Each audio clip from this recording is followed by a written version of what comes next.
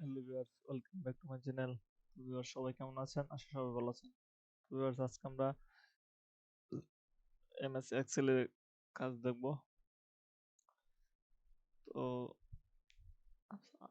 তো তার জন্য ঠিক আছে, আমি এমএস এক্সেল অ্যাপ্লিকেশনটি ওপেন করে নিলাম। এই যে আমার এমএস এক্সেল অ্যাপ্লিকেশনটি আমি এখন ওপেন করে নিলাম।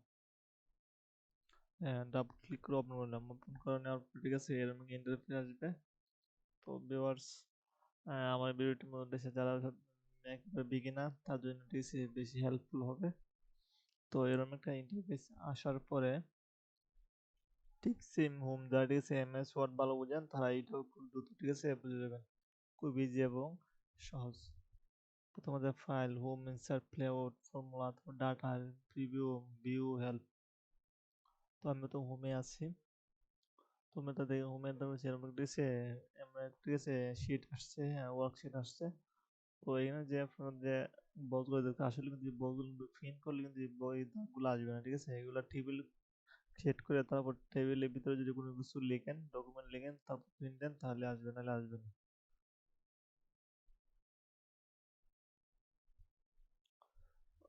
ঠিক আছে, আমি এখানে কিছু লিখলাম, ঠিক আছে,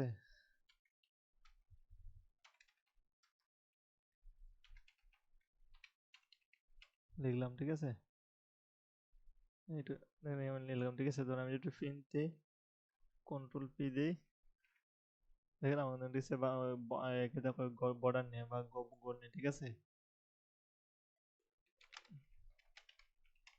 তো ধরুন আমি ঠিক আছে, আমি যদি এটা সিলেক্ট করি, ঠিক আছে, আমি যদি ঠিক আছে এটা এইভাবে, যদি ঠিক আছে আমি এই যদি এটা ঠিক আছে এইভাবে সিলেক্ট করি, সিলেক্ট করে দিয়েছি আমার যতটুকু মনে আছে আমি ততটুকু কেটে পর্যন্ত এটাকে সিলেক্ট করব। তো সিলেক্ট করার পর ঠিক আছে আমি এই যে এখানে আছে ঠিক আছে বর্ডার, বটম বর্ডার, আমি এর উপরে ক্লিক করবো। তারপর এখানে আছে নিচে আছে top border, left border, right border, no border, all border, all border করি। দেখেন আমার কিন্তু এই কলামটা, এই যে এই অপশন কিন্তু আমার ঠিক আছে একটা টেবিল ক্রিয়েট হয়ে গেল। তারপর ঠিক আছে আপনারা যদি ফন্ট সিলেক্ট করতে চান তাহলে ঠিক আছে কি যে এখানে ফন্ট সাইজ দিয়ে ফন্ট ঠিক করে নেবেন। তারপরে এখানে আছে এই যে ফন্ট সাইজ চালিয়ে দিয়ে ঠিক করে নিতে পারবেন। তারপর না বোল্ড করলে ছেড়ে দেন, দুইটা সিলেক্ট করবেন, তারপরে বি দিলে বোল্ড হবে, তাই আন্ডারলাইন হবে, তারপরে দিয়ে আন্ডারলাইন হবে। ইচ্ছা মতো এগুলোকে আপনারা করে নিতে পারবেন। ওইটা সবচেয়ে একটা বড় সুবিধা হলো, ঠিক আছে, যে আপনার ঠিক আছে যদি সেম কোনো লেখা হয়, ঠিক আছে, ধরুন ঠিক আছে আমার এই লেখাটা আমার এইদিকে প্রত্যেকটা কলামে থাকবে, তাহলে আমাকে কি করতে হবে, প্রথমে এই বক্সটা আমি সিলেক্ট করব। তারপরে এসে নিচ দিকে যে এই যে এদিকে যে কোনায়, ঠিক আছে, এইদিকে কাঁচর টানলে দেখবেন আমার মধ্যে আইকনটা চেঞ্জ হয়েছে, প্লাস হয়ে গেল। তো আইকনটা চেঞ্জ হওয়ার সাথে সাথে কি করবো, যারা মাউসে ঠিক আছে রাইট বাটন চেপে ধরেছেন নিচের দিকে, মাউসের রাইট বাটন চেপে ধরুন কি করবো, নিচের দিকে ড্র্যাগ করব। নিচের দিকে ড্র্যাগ করলাম। যেমন ধর আমাদের কাছে সেম লেখা কিন্তু ঠিক আছে হলো, এখানে ঠিক আছে যতটি কলাম থাকে, যে 1150 ঠিক আছে, যত সহস্র ঠিক আছে কলাম টানুন, আমি ঠিক আছে যতটা কলাম ঠিক আছে আমি ড্র্যাগ করবো, ততটা কলামে কিন্তু আমার এখানে মাউস লেখাটা অটোমেটিক চলে আসবে। যত হাজার হাজার লাখ হোক তত কিন্তু আমার এখানে চলে আসবে। তারপর আমি যেটা করে সেম সিলেক্ট করবো, তারপরে নিচে দেবো, ঠিক আছে, চলে আসবে, ঠিক আছে। যদি ঠিক আছে আমার মধ্যে মধ্যে ঠিক আছে যদি আমার কোনো একটা ঘর ফাঁকা করা লাগে তাহলে ঠিক আছে আমি মধ্যে কাজটা করে দিয়েছি, ডিলিট দেবো, চলে গেল। এই যে বক্সে সিলেক্ট করবো, তারপর ডিলিট বাটন প্রেস করবো, এটা চলে গেল। তারপর ঠিক আছে ওয়ান টু যদি লিখি, ঠিক আছে, এটা উঠিয়ে দিলাম, ঠিক আছে, আমি এখানে ওয়ান লাগলাম, ঠিক আছে। কারণ আমি চাচ্ছি ঠিক আছে শুধু ওয়ান লিখছি, আমি বাকি কলাম দিয়েছি আমি 1 2 3 এক্সেল লিখবো। তার জন্য কি করতে হবে, আমি যদি 1 2 এক্সেল লিখতে চাই তাহলে কি করতে হবে, আমি যেখানে ওয়ান লিখছি ওখানে সিলেক্ট করবো। তো সেম ডিসি কোনো ঠিক আছে কার্সনালি যে প্লাস চিহ্ন হচ্ছে, তারপর প্লাস আসার পর ঠিক আছে মাউস এবং এই যে মাউস চেপে ধরে নিচে ড্র্যাগ করবো, সরি, যে ওয়ান লিখবো।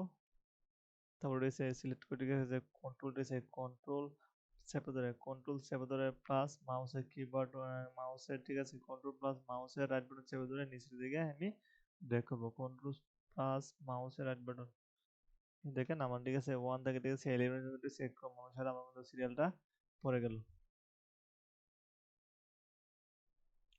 সেম ভাবে ঠিক আছে, আপনার যে কোনো সময় ক্লিয়ার সেল লিখতেছেন বা কোনো লিস্ট বা কোনো তালিকা তৈরি করতে গেলে ঠিক আছে, যদি ওয়ান লিখে ঠিক আছে নিচে থেকে ড্র্যাগ করেন, কন্ট্রোল প্লাস মাউস চেপে ধরে নিচে থেকে ড্র্যাগ করেন, তাহলে অটোমেটিক আমার এই সেলগুলা চলে আসবে। তারপরে এখানে তারপরে যদি দেখছি আমরা এবিসিডি লিখি ঠিক আছে, যদি এবিসিডি নিচে ড্র্যাগ করি, এখানে আমার কিন্তু চলে আসলো। এবিসিডি লিখি,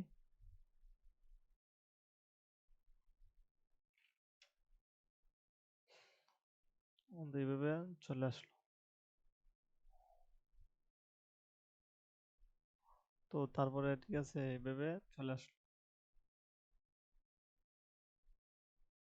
তবে এটা যদি ভুল করতে হয় ঠিক আছে, আপনার ঠিক আছে এটাকে বি দিয়ে ভুল করে নিতে পারেন, হয়েছিল দিয়ে আপনি এটা কালার দিতে পারেন ঠিক আছে, ইচ্ছা মতো এটাকে যে কোনো কালারও দিতে পারবেন। তারপরে এটাকে এই যে সিলেক্ট করে দেবেন, এটাকে কালার দিতে পারবেন ঠিক আছে, এটাকে কালার দিতে পারবেন, এটাকে কালার দিতে পারবেন। তারপর ঠিক আছে কোনো ফাইল দেওয়ার পরে ফাইলটা সেভ করবেন কিভাবে, তো ঠিক আছে আপনার এই যে ফাইলের উপরে যে সেভ বাটন আছে, সেভ বাটন ক্লিক করবেন, এটা সেভ হয়ে যাবে ঠিক আছে। তারপর ঠিক আছে ফাইলে ক্লিক করে যেখানে সেভ আছে সেভ দিয়ে এটা ক্লিক করবেন, অথবা ঠিক আছে কন্ট্রোল প্লাস এস চেপে ধরে এটাকে সেভ করতে পারবেন। তো ঠিক আছে, আর তো প্রিন্ট দেন ঠিক আছে, ফাইলে গিয়ে ঠিক আছে প্রিন্ট অপশনে ক্লিক করবেন, তারপর ঠিক আছে যেখানে আমরা প্রিন্ট সিলেক্ট করে ঠিক আছে, এখানে ঠিক আছে পেজটা সিলেক্ট করে ঠিক আছে প্রিন্ট দিয়ে দেন, প্রিন্ট হয়ে যাবে। তারপর এটা না হলে ঠিক আছে কন্ট্রোল প্লাস টি চেপে ধরে দেন, তাহলে ঠিক আছে এটা অটোমেটিক প্রিন্ট হয়ে যাবে। তো বন্ধুরা এই ছিল আজকে, কিন্তু সব ভালো সুস্থ থাকুন, ধন্যবাদ সবাইকে।